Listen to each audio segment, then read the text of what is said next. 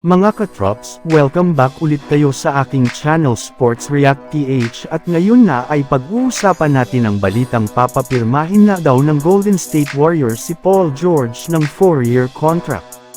Pag-uusapan na rin nga natin ngayon dito sa ating panibagong video ang lumabas na balitang trade sa pagitan ng Los Angeles Lakers at Brooklyn Nets.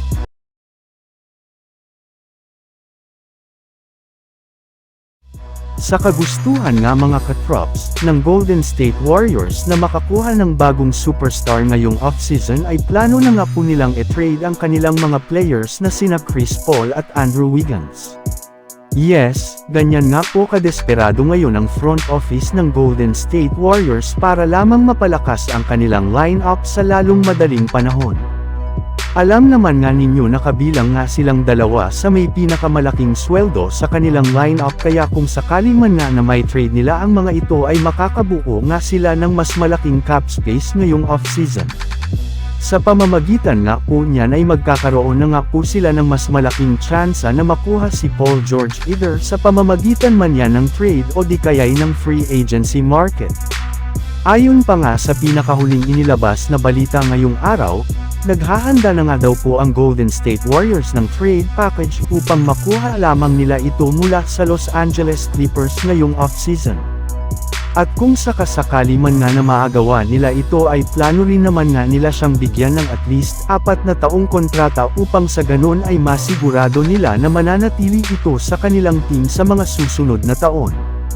Samantala pumunta naman tayo sa ating sunod na pag-uusapan ngayon sa lumabas na balitang trade sa pagitan ng Los Angeles Lakers at Brooklyn Nets.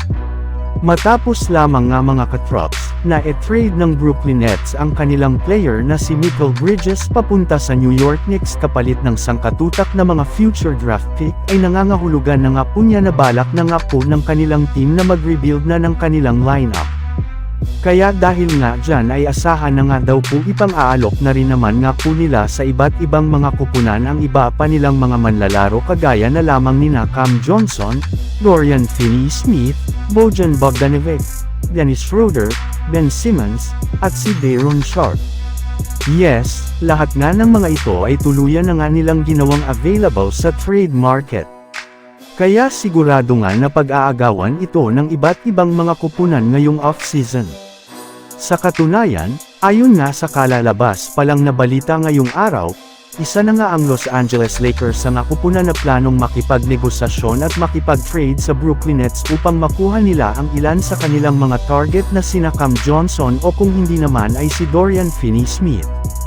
Kaya abang-abang lang kayo mga katrops, kung matutupad nga ba talaga ng Lakers ang kanilang plano na makipag-trade sa Brooklyn Nets sa mga susunod na araw. So yun lang nga mga katrops ang handog ko sa inyong storya ngayong araw. Sana nag-enjoy kayo. Please like and subscribe my YouTube channel Sports React PH para sa iba pang storya at update patungkol sa NBA. Kita-kits muli sa ating susunod na video.